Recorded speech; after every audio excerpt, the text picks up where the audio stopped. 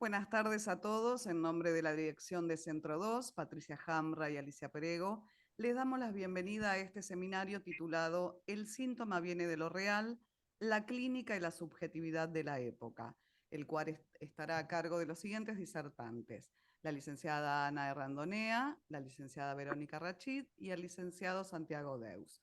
Hoy expondrá la licenciada Verónica Rachid. Es psicoanalista, miembro fundador de la Clínica del Cártel, movimiento de psicoanálisis de Mar del Plata. Integra la dirección del Cártel, de dirección de la Clínica del Cártel. Instrucción para estudiantes que realizan prácticas de psicología clínica en la Universidad Nacional de Mar del Plata, con sede en la Defensoría. Es psicoanalista en consultorio privado. Y también integrante del equipo técnico de las unidades de defensa civil número 1, con competencia en salud mental, y número 7 de resolución alternativa de conflictos, a quien le damos la palabra. Bueno, muchas gracias Laura, muy amable. Estoy muy contenta de estar hoy acá. Quiero agradecer a Santiago Deus que me hizo esta invitación a este trabajo y bueno, y también al Centro 2 que nos da esta oportunidad.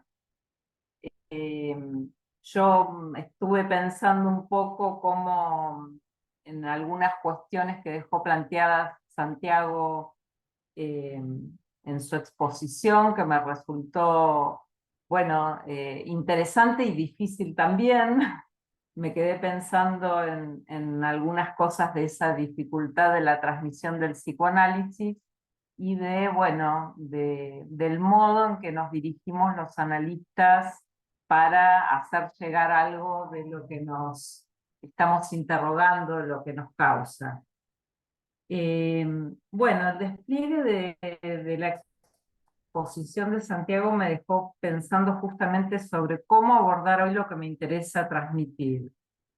En principio es necesario decir que el dispositivo del seminario no es el de un curso en el que se transmiten conocimientos ya constituidos. El seminario implica que el analista está en posición de tomar la palabra en el momento de la formación en el que esté. Se trata de una posición analizante y nuestro discurso entonces se sitúa de entrada como un síntoma, ya que tomamos la palabra por algo que nos interroga. Trabajamos en el límite de nuestro saber, es un saber en falta, y eso transmitimos en el mejor de los casos. El interlocutor se apropiará de lo que pueda y si tenemos suerte se sentirá causado para investigar sus propias preguntas. Retomo la invitación que les propuse sobre el final del primer encuentro. Lacan situó al síntoma como la política del psicoanálisis. Supongo que por eso propuso el dispositivo del cártel como un dispositivo en la extensión del agrupamiento de analistas. Ese dispositivo tiende a que, digamos, propone que ellos no se masifiquen. Trabajar en cártel implica que puedan vender un producto propio en el trabajo con otros. Luego propuso una clínica del cártel, es decir, que el analista testimonie respecto de lo que no anda, lo que se pone en cruz para impedir que la cosa marche, lo que hace obstáculo. Así que ustedes verán que, bueno, el dispositivo, uno de los dispositivos de la extensión que Lacan propone para el agrupamiento de analistas, para que no hagan grupo, o para que tiendan a trabajar los problemas que trae el grupo, bueno, es este. Y nos ubicamos de entrada también en el síntoma. Pero ¿para qué sería necesario dar pruebas de lo que no anda? Digo algunas cosas. Practicar el dispositivo minimiza los efectos de grupo, de iglesia, de liderazgos. No se trata de ninguna purificación ni garantía a priori, sino de un modo de leer y de un modo de hacer con los síntomas que dan los agrupamientos humanos. Síntomas que se anudan a lo que acabo de nombrar. La práctica del dispositivo del cártel tiende a acotar dichos efectos, los cuales no se garantizan de antemano, al igual que en cualquier análisis. El análisis tampoco se garantiza de antemano. En otro orden, situarnos en lo que no anda, pienso, nos invita a una práctica posible para abordarlo, un modo de encontrar un saber hacer con eso que no anda. Bueno, acá hago un pequeño, introduzco algo de lo que me transmitió Santiago que lo causaba hacerme esta invitación, porque bueno, él escuchó un trabajo que presenté en la reunión latinoamericana sobre mi trabajo en la Defensoría. Después lo voy a retomar. Les comentaba también que en esa reunión que se hizo en Recife, que fue la última, circuló en la asamblea en la que se vota si se relanzaba el dispositivo previsto cada 2 años. La lectura de un síntoma, circuló la lectura de un síntoma, que hay dificultades en lo que se denomina el semillero, es decir, en la renovación de las nuevas generaciones, y que esas dificultades comprometen la existencia del psicoanálisis. Me pregunto, ¿algo sucede en el nivel de la transmisión? ¿Cómo se hace pasar el psicoanálisis de una generación a otra? Ahí se me ocurría contarles una idea, ¿no?, que vengo pensando hace un tiempo, que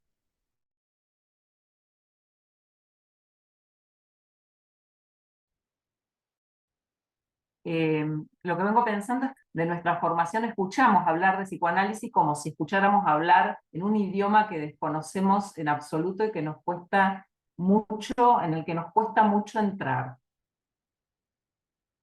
O por lo menos es mi experiencia. El estudio de la teoría es un pilar del trípode, pero no alcanza. Para alargarse a hablar hay que practicarla. El análisis personal, la supervisión, el control, y estar inmerso entre quienes la hablan. Es el sentido de la permanencia en una comunidad de experiencia. En el discurso en Ginebra sobre el síntoma, eso dice Lacan: primero practiqué y luego un día me puse a enseñar. Dicho esto, vuelvo sobre los interrogantes que me plantean el recorte de cierta lectura de la tercera, que es el artículo que propuso Santiago. Pero antes de eso, quiero contarles, antes bueno, de introducir el tema que nos convoca, que es que el síntoma viene de lo real, creo que eso me va a permitir adelantarles, digamos, algo de esta conversación que tuvimos con Santiago respecto de mi tarea en la Defensoría. Va a permitirme luego compartirles, digamos, algunas preguntas y algunas hipótesis, si quieren, o algunos, sí, sí, sobre todo alguna propuesta, ¿no?, de cómo leer cierta cuestión, que es la que quiero poner a discutir. Entonces les cuento sobre mi práctica en la Defensoría. ¿Y por qué, digamos, me interesa transmitir algo de esto? Porque creo que si no me ubicaría pensándome como analista en ese trabajo que hago, no lo podría sostener, me aburriría mucho, me sentiría una burócrata. No digo que no haga trabajo burocrático, a veces es necesario hacerlo, pero bueno, en realidad mi interés en los casos en los que trabajé en el ámbito público fue un interés de escuchar, digamos, bueno, algo que me interesaba en relación a cómo funcionan esos dispositivos y qué se espera de nosotros como analistas en un trabajo con otros. Y que eso también hace a la existencia del psicoanálisis y a que el psicoanálisis perdure, digamos, ¿no? ¿Qué se espera de un analista en relación a, bueno, a a otros discursos, a los ámbitos donde muchos analistas trabajan, porque hay analistas trabajando en las salas de atención primaria, en el hospital, en muchos lugares donde, tienen una interlocución con otras disciplinas y donde se espera algo de ellos. Marco esto de lo que se espera de ellos. Entonces, bueno, lo que empecé, digamos, a ubicar, conversando con mis compañeros de trabajo, tengo que nombrar que, bueno, hay una trabajadora social, hay los abogados, que son los que nos derivan los casos, es una defensoría, son dos defensorías, como dijo Laura en la presentación, donde las demandas, digamos, vienen de los abogados, ¿no? Que nos dan intervención para pedirnos algo, ¿no? Bueno, en esos pedidos lo que, digamos, que son intervenciones muy cortas, son audiencias que intentan resolver algún conflicto, o bueno, o que hagamos una evaluación para ver si hay que internar a alguien, en el caso de salud mental. Y bueno, y lo que fui ubicando ahí es que muchos de los casos que llegaban a la Defensoría, justamente los sujetos que teníamos que entrevistar o que teníamos que abordar, no eran los que demandaban ser atendidos, digamos. Siempre era un familiar, alguien más que venía a pedir por ellos, ¿no es cierto? Que viene a pedir por ellos. O en una audiencia de resolución de conflictos, bueno, el pedido de un abogado de que intervengamos porque no se podía llegar a un acuerdo, a ver si podíamos aportarles alguna lectura para ello.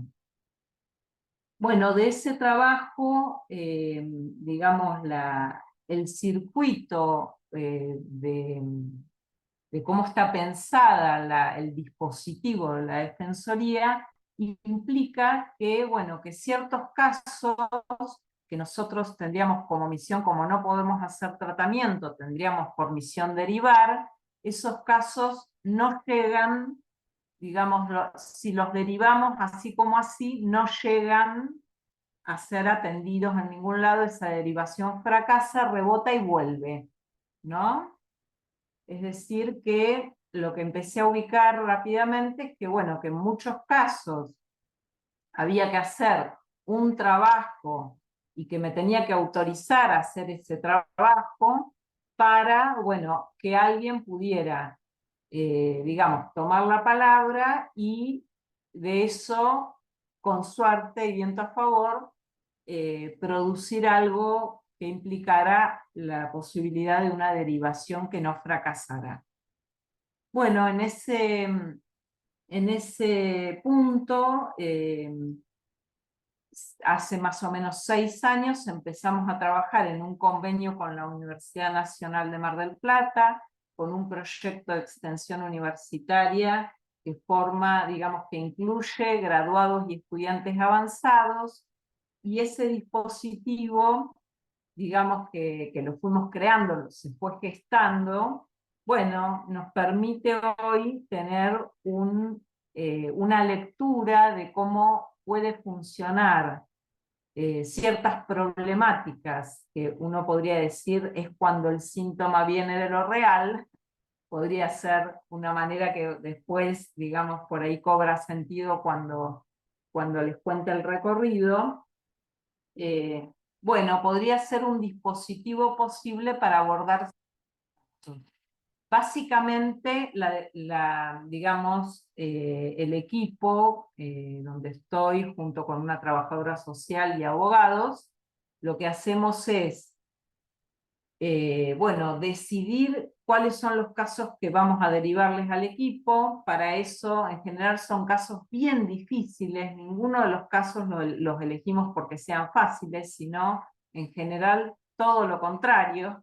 Son casos bien difíciles, ¿no?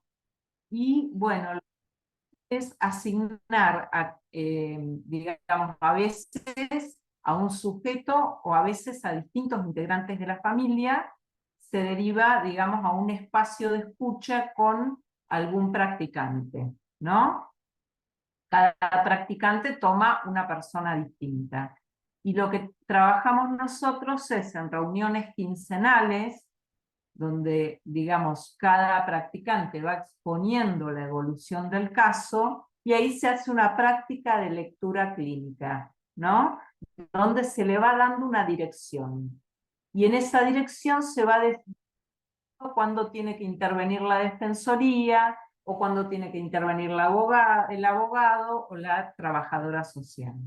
Pero bueno, adelanto esto, en realidad no se trata de un trabajo que podría ser, por lo menos es mi opinión, me parece que el trabajo lo conduce una lectura analítica, digamos, esas intervenciones que si bien pueden ser del abogado, pueden ser de la trabajadora social, puede ser del propio practicante o de la coordinadora del proyecto, son intervenciones pensadas en esas reuniones clínicas, ¿no? Inclusive cuando vienen los practicantes de psicología clínica a hacer, que es otra actividad que recibo en la Defensoría, hacer sus prácticas en la Defensoría, una de las conversaciones que tenemos es, ellos dicen, digamos, yo les pregunto por qué eligieron la Defensoría, digamos, este ámbito que se los presentan como un ámbito jurídico, ¿no?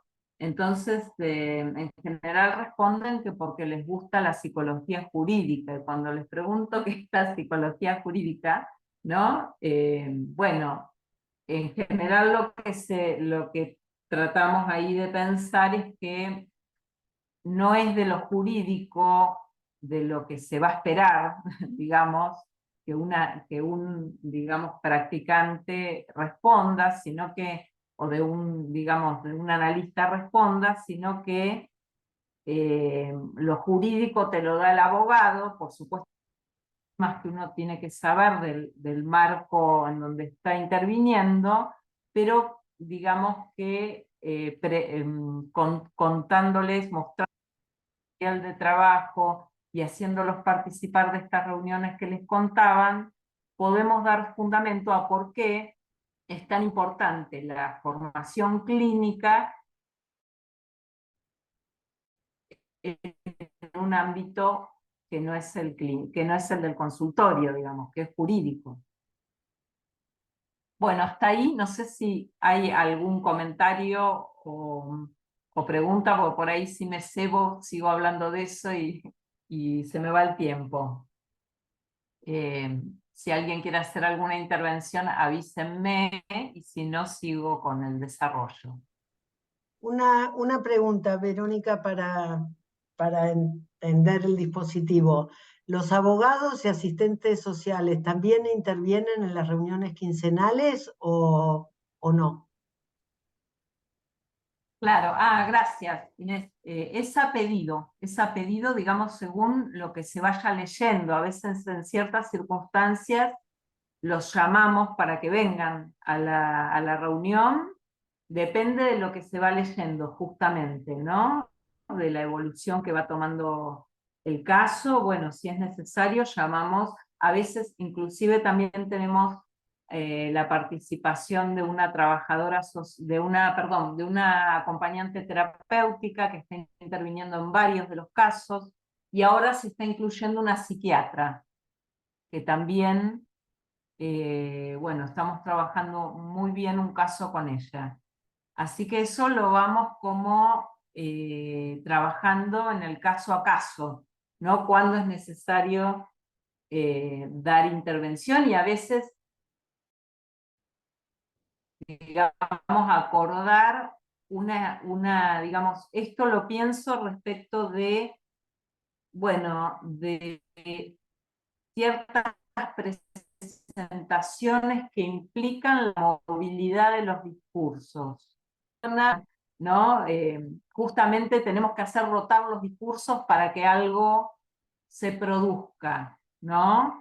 Se produzca el movimiento y, digamos, y la finalidad del dispositivo es crear las condiciones para un tratamiento posible, convencional, vamos a ponerlo entre comillas, es decir, el término de la intervención del equipo y eso es lo que vamos trabajando, es, bueno, ¿cuándo están dadas las condiciones para una demanda? Para que el sujeto, digamos, bueno, ¿cuándo está pidiendo, ¿no?, ser escuchado? Pero todo lo demás es porque hay una gran falta de confianza en la palabra, como quieran decirle, falta de confianza en el significante, falta de, digamos, bueno, sí, fundamentalmente, digamos, cómo sería como un trabajo previo para que se instale una transferencia, ¿no es cierto? Que a veces se da por el lado de la familia primero. Bueno, eso tiene muchas aristas. No sé si contesto, Inés.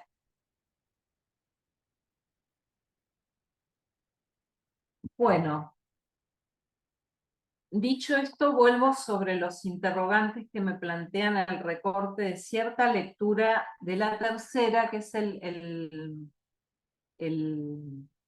escrito que, o el texto que Santiago nos invitaba a trabajar. Es una conferencia que da Lacan con motivo del séptimo Congreso de la Escuela Freudiana de París en Roma, el 1 de noviembre del 74. La conferencia en Ginebra sobre el síntoma es de octubre del 75. Y luego tenemos en las clases donde trabaja, tenemos RCI, el seminario RCI, en las clases donde trabaja el síntoma, ¿no? Tomo estas referencias por lo que va a venir ahora, que les voy a contar. Ponemos de relieve que entre lo que sostiene en la tercera y lo que sostiene en RCI hay una diferencia que, bueno, que ya la planteó Santiago, pero que nos es necesario interrogar e interpretar, porque Lacan no aclara por qué propone cosas que parecen contradictorias en una y en otra presentación. En la tercera, Lacan va a situar en el nudo al síntoma como viniendo de lo real, mientras que en RCI el síntoma contrariamente lo presenta como una inmixción de lo simbólico en lo real. Entonces, bueno, la pregunta es, ¿se trata de una contradicción? ¿Se trata de movimientos posibles en lo que podríamos pensar una dinámica del nudo? Bueno, ¿de qué se trata? ¿O se trata de que él no aclara y está trabajando distintas presentaciones? Esas son mis preguntas, ¿no? Digo algo más respecto de lo real, ¿no? Porque, bueno, lo que dice en la tercera y lo que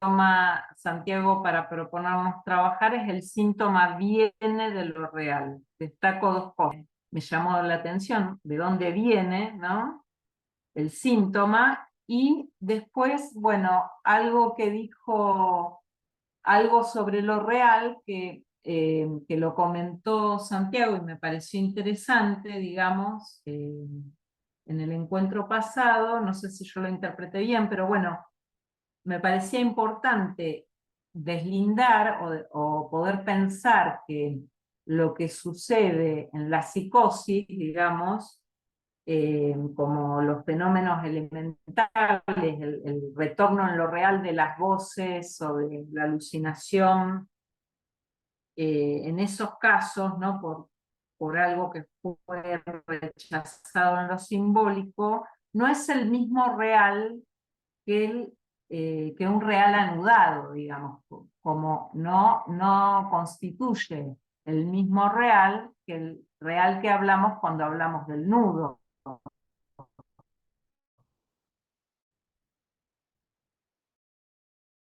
¿No?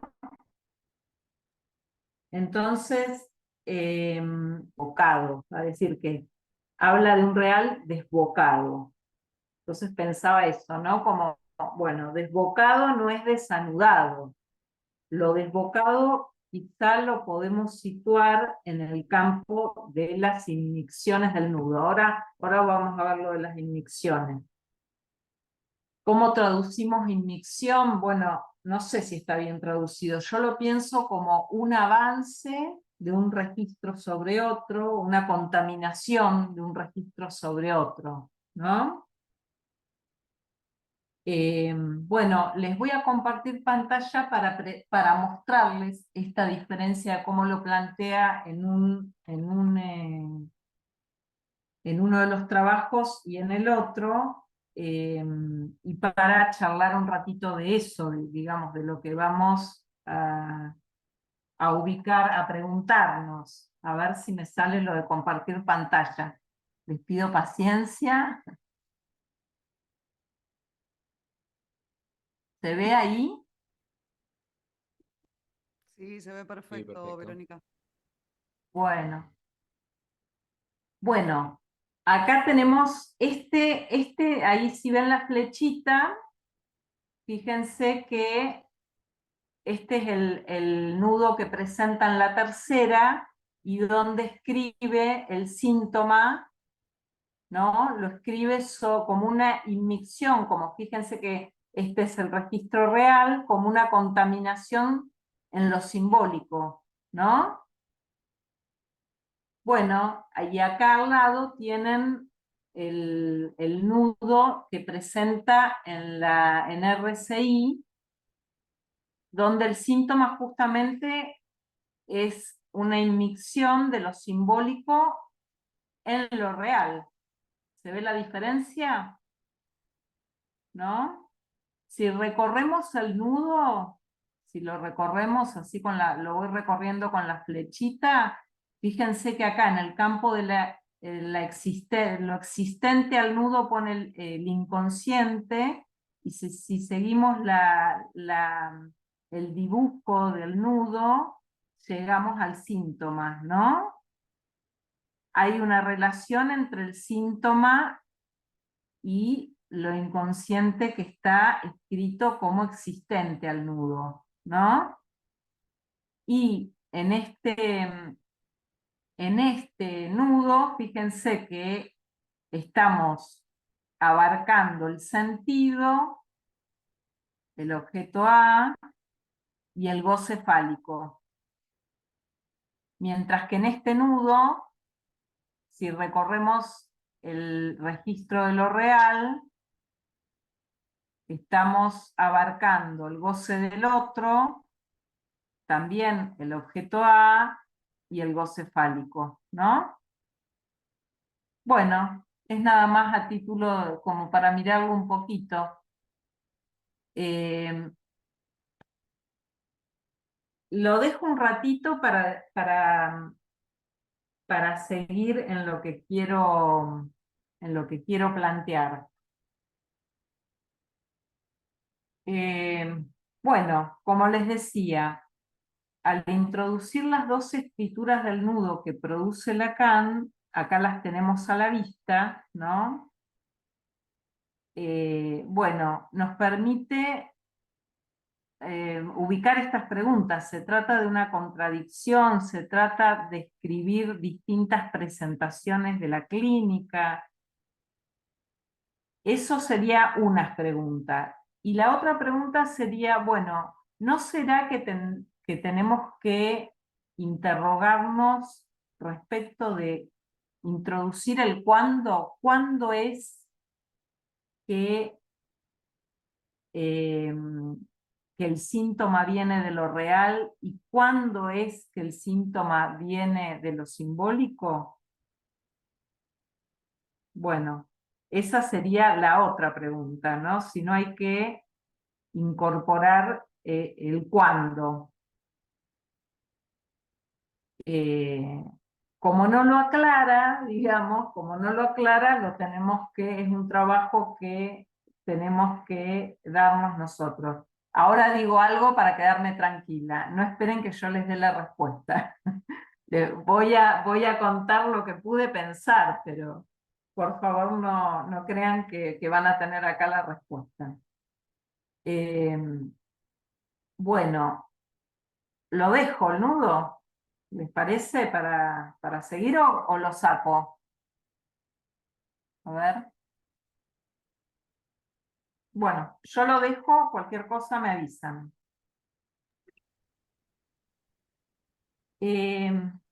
Prosigo.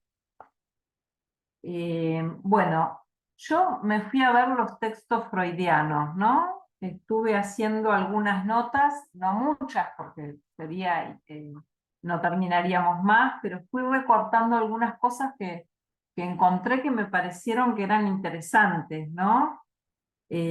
Fundamentalmente lo que encontré, ahora más allá de que voy a leer algunas citas, eh, lo que encontré es que Freud subraya el sentido simbólico del síntoma, sobre todo en la histeria y en la neurosis obsesiva, ¿no?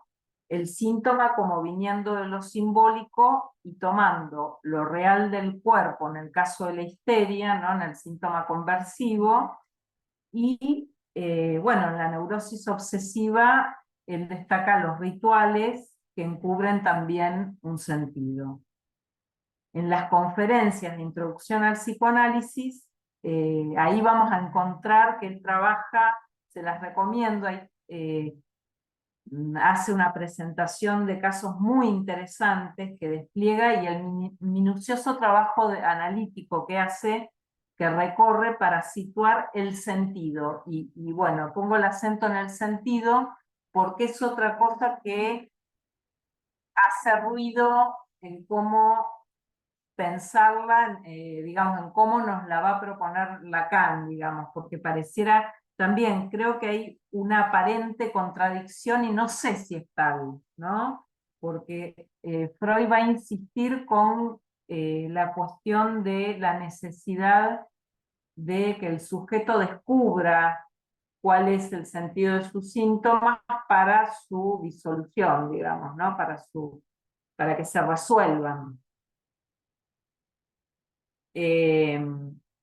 Bueno, les digo una nota al pie antes de seguir con Freud, que es que en RCI, en la clase del 18 de febrero del 75, Lacan va a decir que hay coherencia, que hay consistencia entre el síntoma y el inconsciente, que el inconsciente se inmiscuye en lo real, digamos, como algo que no anda, ¿no? Hay algo que no funciona, pero que si nosotros miramos cómo se inmiscuye en lo real, acá pongo la flechita para que lo veamos en cómo lo dibuja en RCI, eso que no toma todo lo real, se circunscribe, digamos, a eso que se inmiscuye en el síntoma, ¿no? No toma todo lo real.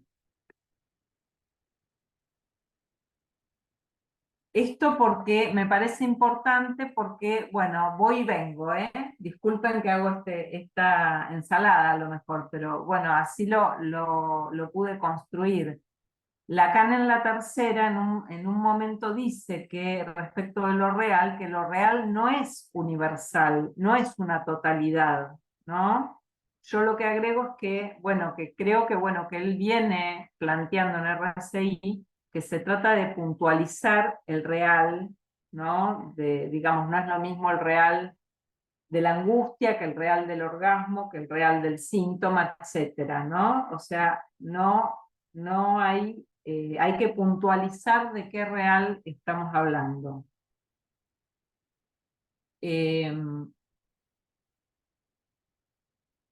Bueno. Verónica, ¿puedo aportar algo ahí, a sumar Sí, a lo que estás diciendo? No, sí. muy interesante lo que traes del sentido. Además, ahí en el nudo está el sentido, ¿no? En una de las intersecciones, justamente. Y me vino a cuento, digamos, cómo pensar el sentido desde ese inicio con Freud hasta estos desarrollos de Lacan, porque justamente en el seminario, en el Síntoma, en el siguiente a RCI, él dice que efecto de la operación analítica es obtener un sentido. Cuando habla precisamente de corte y empalme en el nudo y de intervención sobre el goce real parasitario del síntoma, dice, se tratará de obtener un sentido. que creo que no es un sentido a descubrir, ¿no? Como bien decías, pero que como ahí la cuestión, si bien se despacha con que lo real no tiene sentido y de que no se trata de engordar con sentido al síntoma, tomando lo que vos decís, ¿no? Que o lo tomamos como una contradicción o una tensión posible, que no se trata de alimentar con sentido, pero tampoco se trata de excluir el sentido en el ámbito de un análisis, ¿no? Bueno, ahí, hasta ahí. Claro, sí, no, muy buena la intervención, porque, bueno, digamos, como el nudo es una escritura y tenemos, toda escritura la tenemos que hacer hablar, lo que nos pasa es esto, ¿no? O sea, si el sentido nos quedamos en el sentido simbólico, es la religión del padre, digamos, ¿no?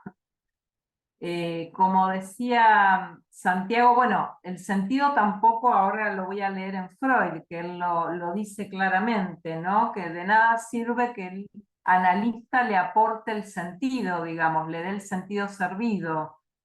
El sentido, bueno, es algo que se lo puede dar, pero que no va a producir ni frío ni calor, ¿no? Es decir, que el trabajo del análisis implica como este trabajo, bueno, como decía Santiago, de empalme, digamos, que permita al sujeto advertir, bueno, cómo en el síntoma se encuentra en juego el goce parasitario, ¿no? Y digamos, bueno. Hay un comentario en el chat, Verónica, te lo Sí. comento, de Luis, que habla sobre tomar, que también pensar el sentido como orientación.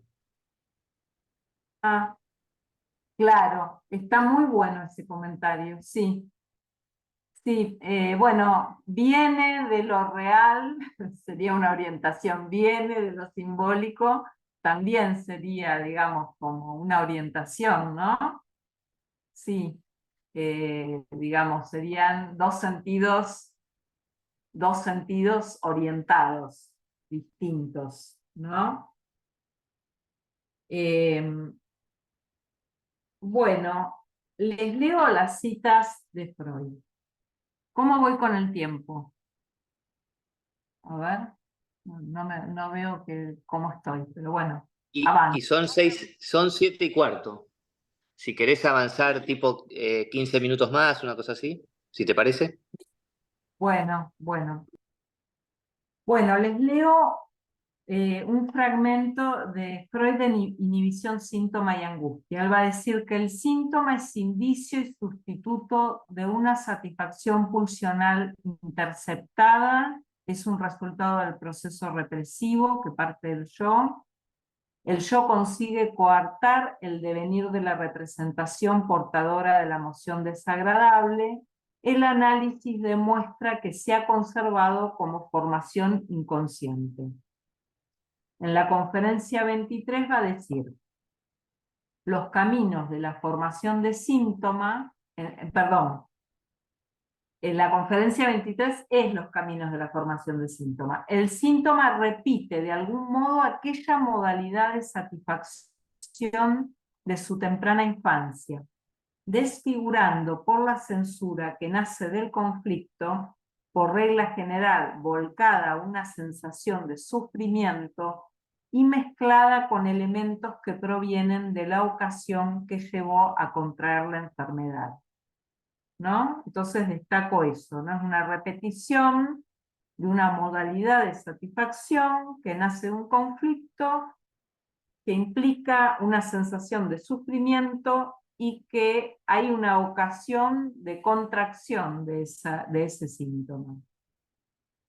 La modalidad de satisfacción que el síntoma aporta tiene en sí mucho de extraño. Prescindamos que es irreconocible para la persona, que siente la presunta satisfacción más bien como un sufrimiento, y como tal se queja de ella. Bueno, y acá encontré algo muy interesante, ¿no?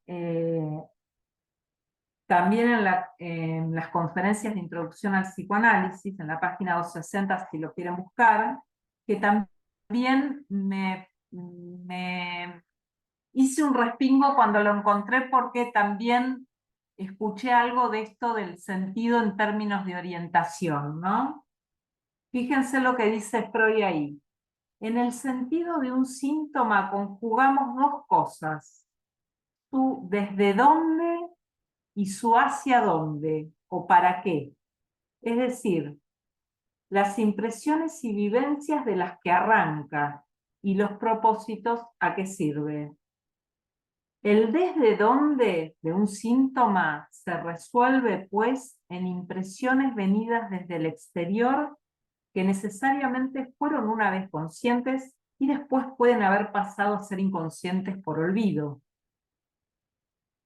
El para qué del síntoma, su tendencia, es todas las veces, empero, un proceso endopsíquico que puede haber devenido consciente al principio, pero también puede no haber sido consciente nunca y haber permanecido desde siempre en el inconsciente. Por eso no es muy importante que la amnesia haya hecho presa también del desde dónde, de las vivencias sobre las cuales se apoya el síntoma, como acontece en el caso de la histeria. El hacia dónde, la tendencia del síntoma, que desde el comienzo puede haber sido inconsciente, es lo que funda su dependencia respecto del inconsciente, que por cierto no es menos sólida en la neurosis obsesiva que en la histeria. Bueno, esto me pareció una joya porque, digamos, pareciera que Freud está hablando del sentido en términos de orientación, ¿no? Esto que indicaban en el chat. Bueno, la última cita que les leo de Freud es de la Conferencia de Introducción al Psicoanálisis, página 255. El sentido, acá es donde retomo el tema del sentido que hablábamos con Santiago. El sentido de los síntomas es por regla general inconsciente, pero no solo eso. Existe también una relación de subrogación entre esta condición de inconsciente y la posibilidad de existencia de los síntomas. Pretendo, fíjense cómo ahí habla de la existencia, ¿no? O sea, esta relación con el inconsciente implica la existencia. Y fíjense cómo en el nudo el inconsciente existe al nudo, ¿no? Pretendo sostener con Breuer lo siguiente. Toda vez que tropezamos con un síntoma, tenemos derecho a inferir que existen en el enfermo determinados procesos inconscientes que justamente contienen el sentido del síntoma. Pero que para que ese sentido se produzca, es preciso también que ese sentido sea inconsciente. Eso me pareció muy interesante. De procesos conscientes no se forman síntomas. Tan pronto como los que son inconscientes devienen conscientes, el síntoma tiende a desaparecer. Tiene que desaparecer, perdón. Tiene que desaparecer. El saber del médico no es el mismo que el del enfermo y no puede manifestar los mismos efectos. Cuando el médico transfiere su saber al enfermo comunicándoselo, esto no da resultado alguno. No tiene el resultado de cancelar los síntomas. Ese saber tiene que descansar en un cambio interior del enfermo. Creo que ahí está lo que dice Lacan de no alimentar al síntoma con sentido, ¿no? Tal como se lo puede producir mediante un trabajo psíquico con una meta determinada. Es decir, si el analista, bueno, orienta, digamos, le da masticado el sentido, no pasa nada, ¿no? Entonces, digamos que una cosa es alimentar de sentido y otra cosa es que el sujeto se encuentre con el sentido que para él tiene, ¿no? Y eso entiendo yo que es el trabajo del análisis. Bueno, entonces fíjense que, bueno, que son más contradicciones, quiero decir que, bueno, que en estas aparentes contradicciones que subrayamos, les voy a leer algunos fragmentos para advertir esto, ¿no? Que el deslizamiento que se puede efectuar si no, digamos, me parece que el riesgo es que de tomar estos esquemas como excluyentes, ¿no? Bueno, lo vengo pensando así, me parece que introducir el cuándo viene de lo real y cuándo viene de lo simbólico, ahora digo algo más de eso, pero me parece que poner la pregunta permite no hacer una exclusión de que, digamos, es una cosa o la otra, ¿no? Lacan en la tercera dice, llamo síntoma lo que viene de lo real. El sentido del síntoma no es aquel con que se lo nutre para su proliferación o su extinción. El sentido del síntoma es lo real. Lo real en tanto se pone en cruz para impedir que las cosas anden. Otro, el sentido del síntoma depende del porvenir de lo real. Por tanto, como dije en la conferencia de prensa, del éxito del psicoanálisis. A esto se le pide, al psicoanálisis, se le pide que nos libere de lo real y del síntoma a la par. Bueno, en otro lado dice que el sentido, creo que en RCI, bueno, creo que no lo tengo a mano, a ver si lo tengo a mano. No. Dice que el sentido del síntoma no es ni simbólico ni imaginario, que el sentido del síntoma es lo real. Bueno, eso me rompe un poco la cabeza, les voy a confesar. Pero podríamos podríamos pensarlo, digamos, que nos hace trabajar Lacan, porque como no aclara algunas cosas, bueno, hace que tengamos que, bueno, hacer alguna lectura, ¿no? De qué significa esto de que el sentido del síntoma sea lo real, ¿no? Bueno, no sé si podría decir mucho, pero bueno, lo que sí creo que en los casos freudianos es bastante, porque en otro lado dice algo así como que el sentido está encubriendo lo real, no sé si estoy usando las palabras exactas, ¿no?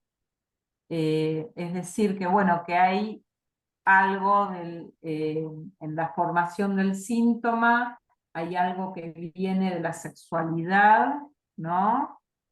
Que interpreto que, bueno, podemos pensar como que ese es el sentido del síntoma, algo que irrumpe desde bueno, desde la sexualidad, ¿no? Sería un ensayo, no lo puedo asegurar.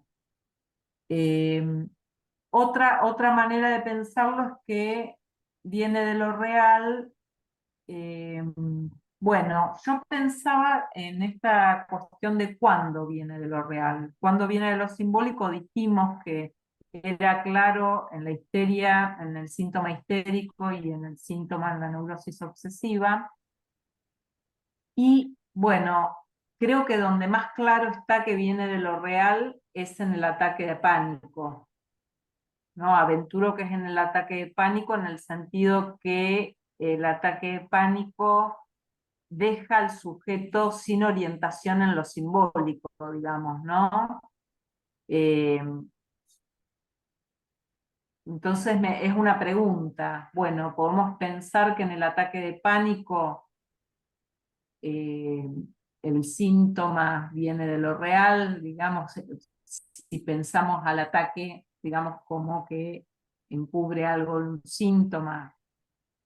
O, bueno, otra pregunta que se me armaba a mí es esta cuestión de que, bueno, que tanto la neurosis obsesiva y la histeria tienen sus fórmulas para escribir el fantasma. Esto es algo que tomé de José Suberman, ¿no? Donde él dice que en la fobia, a diferencia de lo que, digamos que lo que podemos escribir es lo real que podemos escribir, hasta donde lo podemos escribir, pero que, que Lacan no encuentra una fórmula para escribir el fantasma fóbico, ¿no? Y él dice que lo podemos asegurar que es una neurosis porque hay una relación, en la fobia hay una relación entre el sujeto y el objeto que está dada por la angustia, ¿no? La angustia claramente es la relación que podemos establecer y por lo cual la podemos nombrar como una neurosis, pero que no hay manera, digamos, como de, como que en la fobia no quiero decir una cosa por otra, no habría manera de escribir el Losange, ¿no? En la fobia, dice algo así, ¿no? A ver si se los leo. No consigue, la angustia implica, esto es de José Suberman, dice que la fobia no se puede escribir como fantasma. Toma una cita de Lacan donde dice, la fobia está hecha para mantener la relación con el deseo bajo la forma de la angustia. La angustia implica que existe una relación entre el sujeto y el otro con el deseo, pero entre el sujeto y el objeto no se consigue armar el losange.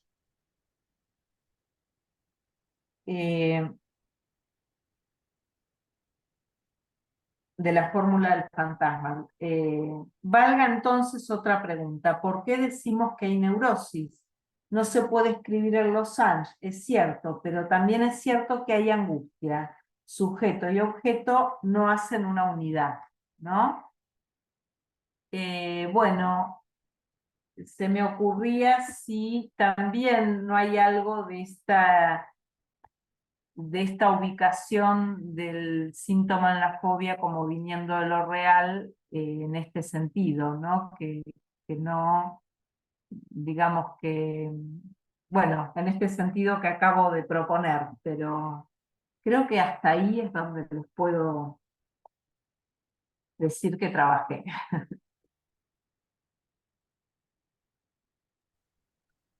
Buenísimo, Verónica, buenísimo. Mira, hay un par de comentarios en el chat. No sé si los quieren leer cada uno. Hay un comentario de Juan y una pregunta de Victoria. No sé si los quieren hacer. Victoria y Juan quieren tomar la palabra, si no los leo yo.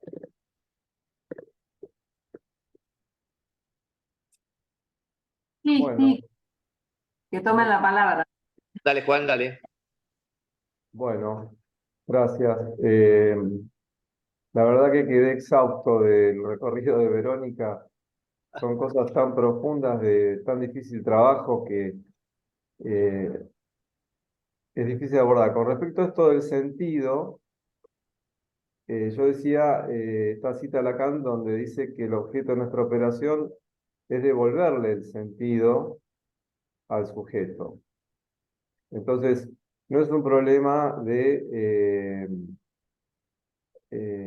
que no trabajemos con el sentido, sino que yo entiendo así, por lo menos, menguar el sentido que viene del otro para que el sujeto recupere lo que tiene que ver con su deseo, ¿no es cierto? Ese es el sentido del sujeto. Esto nos lleva a esta cita que vos traías, Verónica, de que el sentido del síntoma es lo real, ¿no es cierto? Bueno, uno ahí piensa si no se está refiriendo a lo que dice Freud en estas conferencias que tan pertinentemente vos traés de Freud, donde lo que plantea Freud es que el síntoma tiene un sentido, pero como está, digamos, presentado, no hace ningún sentido ni al sujeto ni al médico, como él lo nombra en ese momento, y no alimentar con sentido al síntoma, está claro ya en Freud cuando dice fracasa ese saber que quiere transmitirle para solucionar el síntoma el médico, porque claro, alimenta más el síntoma, lo potencia. Está bien clarito en Freud. Bueno, estas preguntas que vos traés a mí me causan. Yo realmente me animo a preguntarme acá en público, algunos los conozco porque trabajamos estas cosas en Clínica del Cártel, a otros los hemos trabajado como Santiago allá en Recife, a otra gente no la conozco, pero bueno, esta pregunta decís, ¿cuándo viene de lo real? ¿Cuándo el movimiento vendría de lo simbólico? ¿Será que el síntoma que hace pregunta es ese que hace el movimiento que viene de lo simbólico? El síntoma a un modo de eclosión donde hay una estabilización de la neurosis, ¿no es cierto? Porque siempre hablamos del campo de la neurosis. Eh, es ese síntoma que viene de lo real que encontró Lacan, porque Lacan en algún seminario habla de una eclosión de la neurosis como algo distinto al síntoma estabilizador. Pero también puede uno preguntarse de otra manera. El síntoma lo pensamos en el campo de la neurosis. Entonces ahí tenemos tres anillos, ¿no es cierto?, que están anudados borromeicamente por un cuarto, ¿no es cierto? Que lo podemos llamar el nombre del padre, Edipo. Pero, ¿qué pasa si no hay ese cuarto anillo que anude y solamente están apilados los tres? En esa estructura, ¿se puede hablar de un síntoma y ese síntoma podría ser que viene de lo real? Es una pregunta que me hago, ¿no es cierto?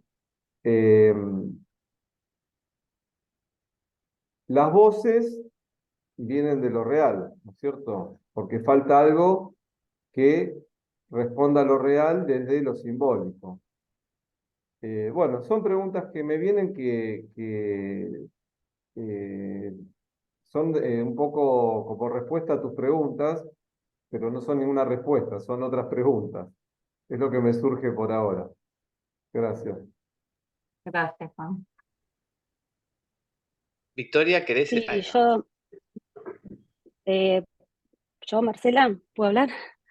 Yo también Sí, sí. tengo preguntas, ¿no? Creo que la tercera es un texto difícil, intenso, disruptivo, ¿no? Viene un poco a decir, bueno, todo lo que sabemos hasta el momento no va, hoy sucede, digamos, a partir de la reivindicación, si querés, de lo imaginario en la tercera, es como que plantea que las intervenciones clásicas del analista, como interpretación, hacer consciente el inconsciente, digamos, todo lo que Freud nos enseñó, y en la primera parte de Lacan también, es como que no alcanza, no sirve, digamos, no acota ese síntoma que viene de lo real. Mi pregunta sería esa coexistencia de goces, ¿no? Que en la tercera aparece, bueno, es como que dice, no todo es goce fálico, ¿no? También hay un goce que está en el cuerpo, a diferencia del goce fálico que está fuera del cuerpo, ¿no? Y la pregunta sería cómo esto, digamos, si uno afecta al otro, si puede estar uno y no el otro, ¿viste? Si coexisten, ¿no? Porque ante lo que vemos hoy, digamos, que es difícil hasta acotar el goce fálico, ¿no? Y es como un incremento, si querés, de ese goce que va acaparando al sujeto y que de pronto revienta la pantalla, porque no se va como desagotando, por decirlo así.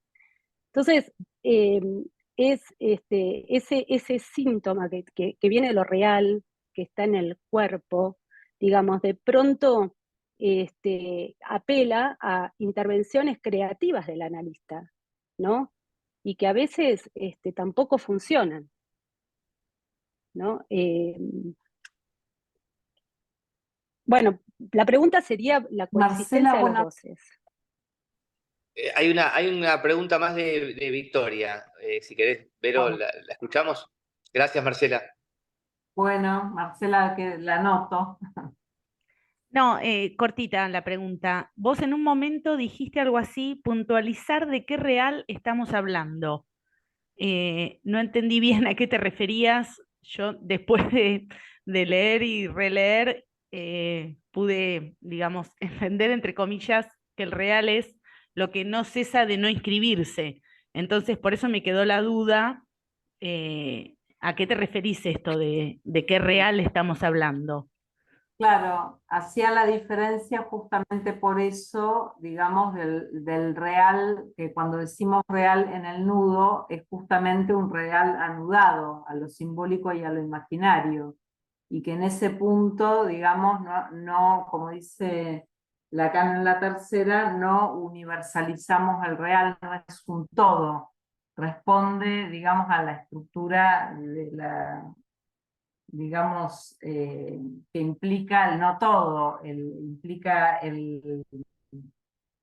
un conjunto que tiene, digamos, sí, que hay que puntualizarlo, que justamente eso, ¿no? Que no es el mismo real, como decía, el real del síntoma que el real eh, del orgasmo, que el real de la angustia, ¿no? Todos esos son reales puntuales, ¿no? No sé si te respondo, Victoria. Sí, sí, está bien. Gracias. ¿Puedo hacer una acotación, Vero, ahí Distinto, también sí, para seguir? No sé si va a hablar alguien. ¿Sí? Eh, no, dale, Santiago. no, porque me parece que hay varios comentarios y a mí se me articulan, ¿no? El sentido del síntoma es lo real, ¿no? Lo subrayaste varias veces del texto. Y en esos tiempos, creo que Lacan, cuando habla de lo real como lo que no anda, lo que no cesa de no escribirse, se está refiriendo a lo real del goce, ¿no? Y por eso esto que decías de los diferentes reales o no es el mismo real, y yo, por lo menos en mi lectura, sobre todo el goce al que se está dedicando bastante Lacan en estos tiempos, que estás subrayando, Vero, es el goce justamente del síntoma. Por eso me parece que el sentido del síntoma es lo real, porque está hablando del goce del síntoma. Sí, Y a ese goce lo califica dice que es el goce fálico, puntualmente, y fálico parasitario. Y después plantea, creo que para seguir un poco el comentario de Marcela, que entre paréntesis yo no creo que las puntuaciones de Lacan en la tercera hagan caer todas las operaciones que se venían planteando desde Freud hasta el primer Lacan, sino que coincidiendo con Marcela de que hay algo que Lacan encuentra insuficiente, pero no es que cae todo lo otro, me parece que abre un poco la cancha, pero bueno, a ver, eso dirás vos, pero a ver qué opinás. Pero digo, este goce fálico parasitario, que así lo califica incluso, goce fálico parasitario, y ahí también para pensar en la cuestión también del orgasmo, pero bueno, me circunscribo a esto, que hay una relación interesante entre ese goce fálico y el goce del otro, cuando hace el contrapunto con la ciencia, con la época, y el discurso del amo, y dice, apuntan a taponar el goce del otro. Entonces hay como una relación entre esos dos goces, yo creo que están relacionados también, para seguir pensando lo que traía Marcela, que en la clínica es así, no hay, bueno, ahora estamos trabajando sobre este goce, después sobre este otro, la cosa viene como justamente articulada. Y lo último que digo es esto, yo subrayaría esto que trae Lacan, no es que hay algunos, para mí, ¿no? Esta es mi lectura, por supuesto, y que también es un work in progress, porque Lacan lanzó estas aseveraciones y arreglate, ¿no? Porque no dijo mucho más Pero yo subrayo esto que dice Lacan en varios lugares, que es el síntoma viene de lo real, no algunos síntomas, el síntoma. E incluso se refiere al psicoanálisis como síntoma, donde el grado cero es la histeria. Digo, a mí me parece interesante sostener esa cuestión. Bueno, nada. Sí, bueno, sí, digamos que bueno, que no hay actividad humana que no depare un goce, ¿no? Otra cosa es el goce parasitario. Tal cual. No sé si Marcela, digamos, apuntabas ahí con tu comentario, ¿no?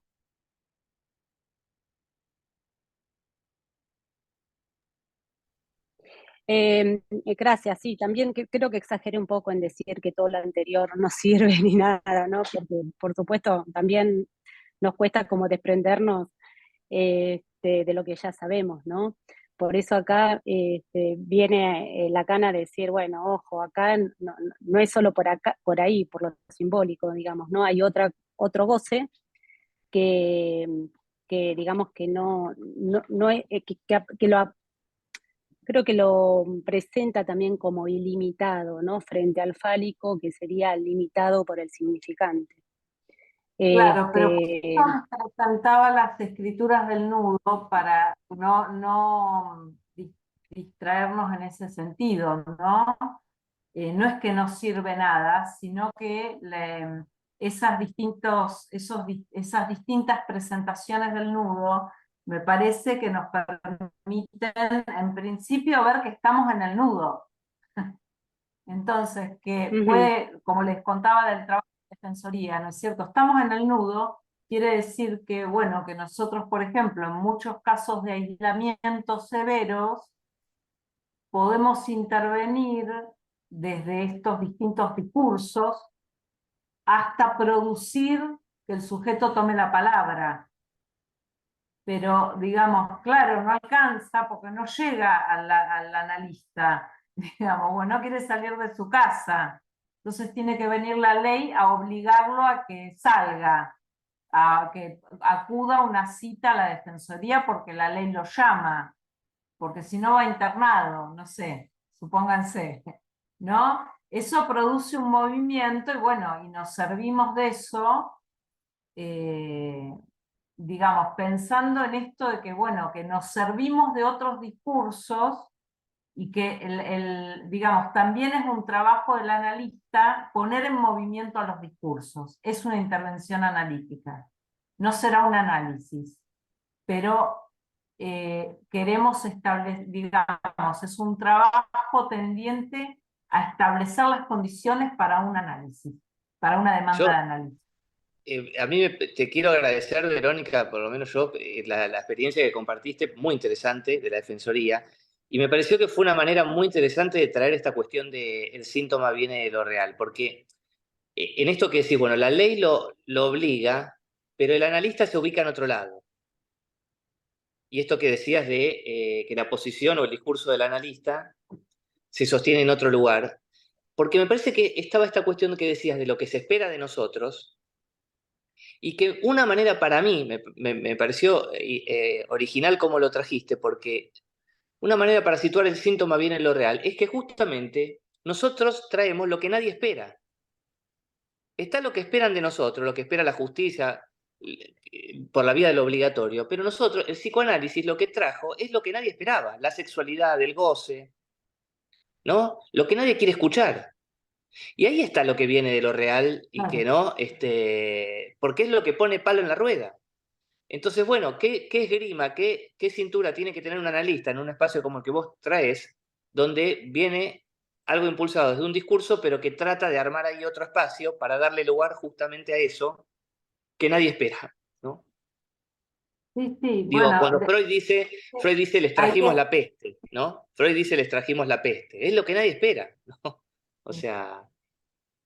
Está bien, pero lo que hay que decir también, no sé si me di a entender bien, es que también nos servimos de esos discursos para producir un movimiento en el sujeto.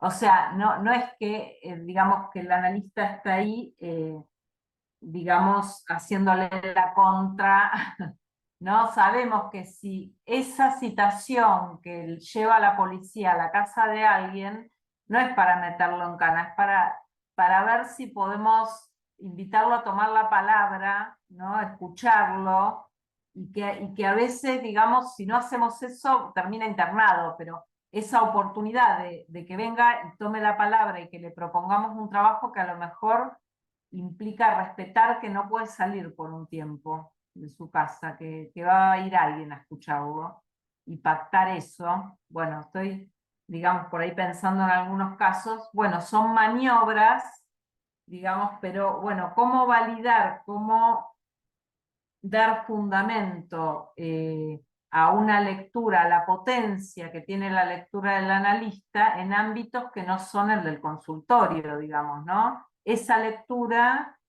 produce, digamos, por supuesto que hubo que crear un dispositivo ad hoc, porque el dispositivo tal cual está pensado en la Defensoría es un dispositivo burocrático, donde yo hago un informe, lo elevo, y bueno, y si no fue, y hago la derivación, hago el papelito, y si no llegó, bueno, no es culpa mía. Pero, digamos, a mí lo que me interesó fue esos casos justamente de ver esa calecita, y digo, en esta calecita, con esto que no anda, o que anda así, como una calecita, y no pasa nada, digamos, ¿no? ¿Qué se puede hacer? Entonces, bueno, fue ese dispositivo, lo inventamos, y bueno, es una apuesta que hoy por hoy nos permite dar cuenta si digamos, tenemos una cantidad de casos que podríamos contar, de experiencias que podríamos contar y que tenemos que formalizar. Por eso te agradezco yo a vos, Santiago, porque, bueno, esto que nos invitaste a recorrer a mí me permite empezar a trabajar en ese sentido, ¿no? Cómo formalizar una tarea que, bueno, que puede estar, si quieren ustedes, no tan más degradada, porque ¿qué hace un analista en una institución y qué importa? Qué sé yo. A mí me parece re interesante lo que puede hacer un analista en un ámbito cuando se espera algo de él, digamos, ¿no? Y que uno puede demostrar una eficacia de la lectura. Leo, pero un par de comentarios que hay en el chat, ¿te parece?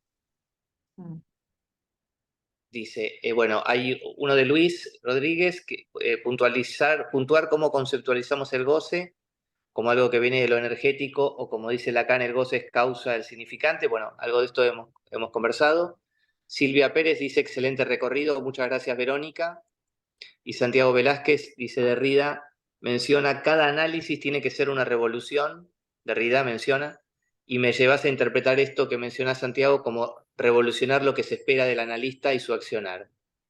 Victoria Razónico, gracias, Verónica, por transmitir tu experiencia. Bueno. Me gustó lo que dijo Santiago. Y todo me gustó, todas las preguntas también. Pero...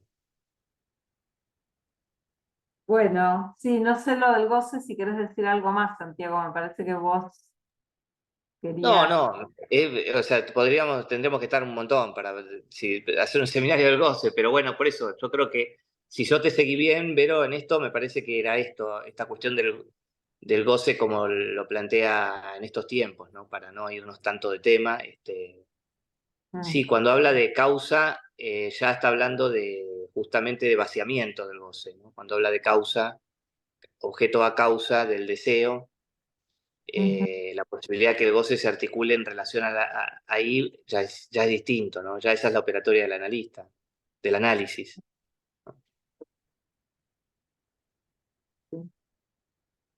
Bueno. Bueno. Muchas gracias, Verónica, por tu recorrido.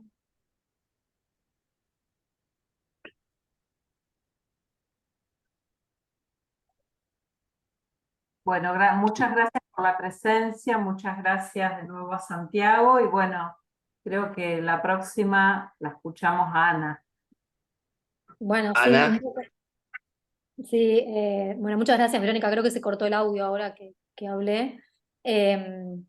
Bueno, un poco la idea que tengo para trabajar el próximo encuentro es, bueno, retomar algunos de los conceptos que han traído, ¿no? De la tercera y el recorrido que hiciste hoy, muy, muy interesante, ¿no? Tomando eh, pedacitos de las conferencias de Freud y trabajar un caso clínico, en realidad, a un modo diferente a lo que de repente venimos trabajando este seminario, más a modo de un taller, ¿no? Eh, o sea, trabajar bastante el caso clínico, por decirlo, ¿no? Que me parece que articula un montón de las cuestiones que hemos hablado y bueno, me parece interesante poderlo trabajar en la clínica misma de un caso de consultorio particular, ¿no? No es en una institución, no es bueno, de repente en una prestación, pero me parece que es bien interesante y que toca muchas de las cuestiones que hemos hablado. Perfecto. Buenísimo, Ana. Bueno, así quedamos convocados para el próximo miércoles, que los esperamos, que va a ser nuestra última reunión, así que los esperamos a todos los que tengan ganas de acompañarnos. Un beso, hasta la Bien. próxima. Felicitaciones, Vera, un beso. Gracias, excelente, Chao. gracias. Gracias. Chao, gracias por las exposiciones. Hasta luego. Gracias.